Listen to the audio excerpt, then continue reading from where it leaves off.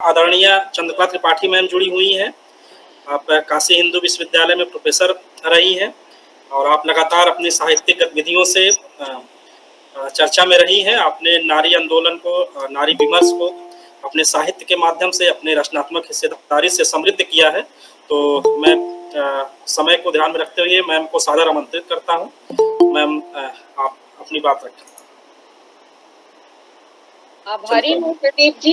मैं बहुत ध्यान से सुन रही हूँ। हिमानी जी को सुनते समय ही मैंने ज्वाइन किया इसको।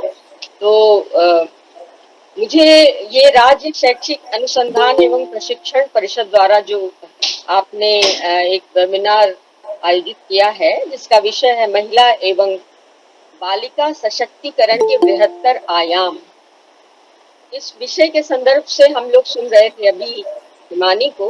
और हिमानी ने जो बातें कही, मैं उनका सार कुछ शब्दों में यहाँ रखना चाहती हूँ, जितना मैंने उनको सुना।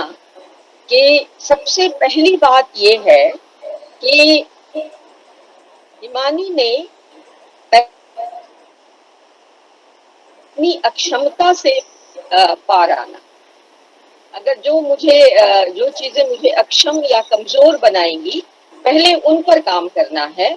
और उन पर काम करने के लिए क्या जरूरी है और कैसे हिमानी के अंदर ऐसी बात आई कि वो ऐसा करें, तो वो है ज्ञान का परिदृश्य।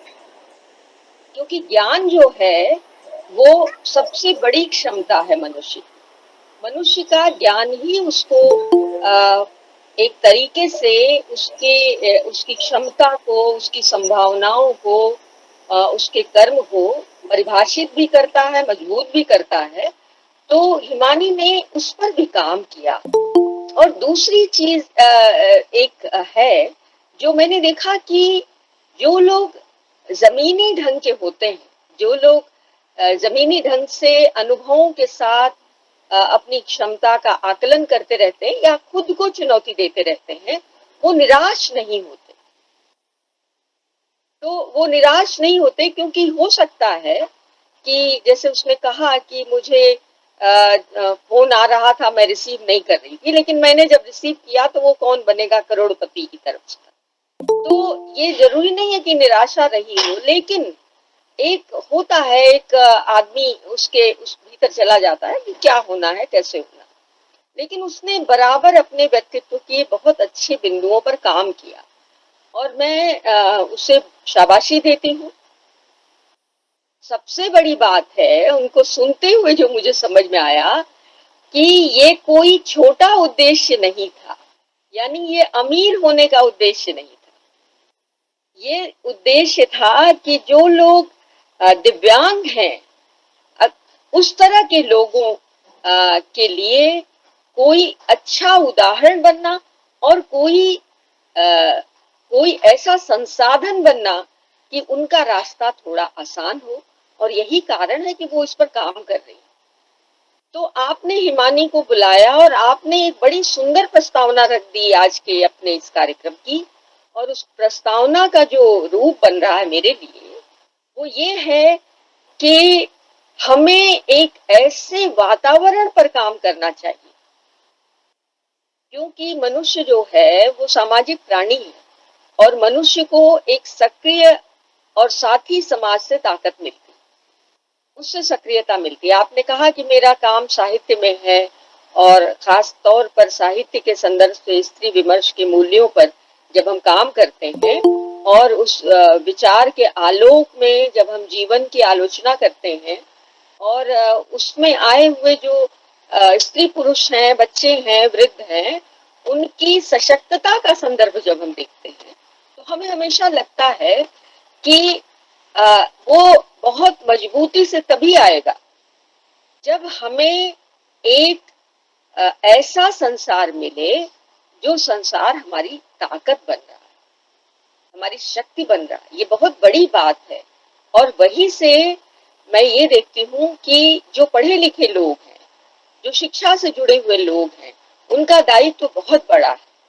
और वो दायित्व तो इस तरह बड़ा है कि आप जो लिंग भेद की प्रवृत्तियों का एक बड़ा ही गहरा और बारीक संदर्भ है, जिसमें स्त्री संघर्ष कर रही है ना।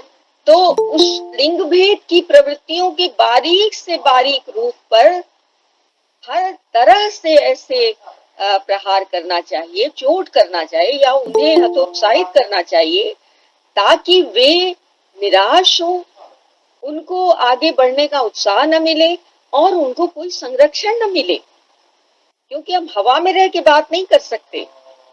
मेरा एक उपन्यास है जिसमें ये संदर्भ आ रहा है कि कैसे एक खिलाड़ी लड़की को उसके घर वाले, जो बहुत अच्छा खेल रही है और बहुत आगे तक खेलने वाली है, देश का नाम करने वाली है, वो आते हैं प्रिंसिपल से लड़ने के लिए कि वो मेरी लड़की है, मैं तय करूंगा कि उसको क्या पढ़ना है और क्या करना है।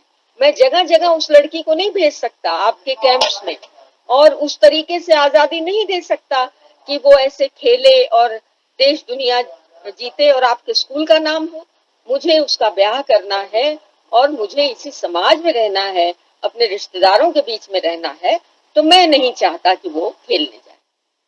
तो इस तरह एक हतोत्साहित करने वाला उस लड़की को एक वातावरण बनता है, लेकिन वो खिलाड़ी है, क्योंकि वो खेलती है ना। तो खेलने से जो एक सकारात्मक ऊर्जा मिलती है, उस सकारात्मक ऊर्जा से वह आगे बढ़ती है, उसको ताकत मिलती है और वो लोग मिल जाते हैं जो उसकी ताकत बनने वाले हैं। तो ये दोनों पक्ष जो हैं शिक्षा के, ज्ञान के और तमाम चीजों के, वो आपके ध्यान में होना चाहिए।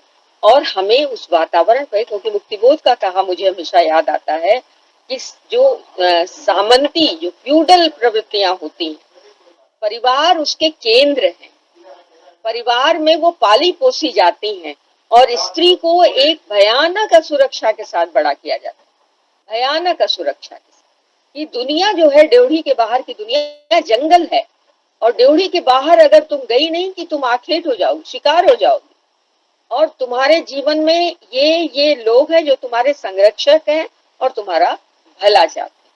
तो इस तरह मैंने कहीं और भी कहा था कि बहुत सी अच्छा गाने वाली लड़कियां अपना सुंदर गला और संगीत लेकर इस दुनिया से चली जाती हैं। बहुत सी अच्छी तैराक लड़कियां लहरें ठहाने की अपनी पूरी क्षमता के साथ इस दुनिया से विदा ले लेती हैं। जैसे लिखा है ना वर्जीनिया वुल्फ ने, शेक्सपियर की अगर बहन होती तो क्या होता, है ना, क्या वो भी इतनी बड़ी रचनाकार बन सकती थी।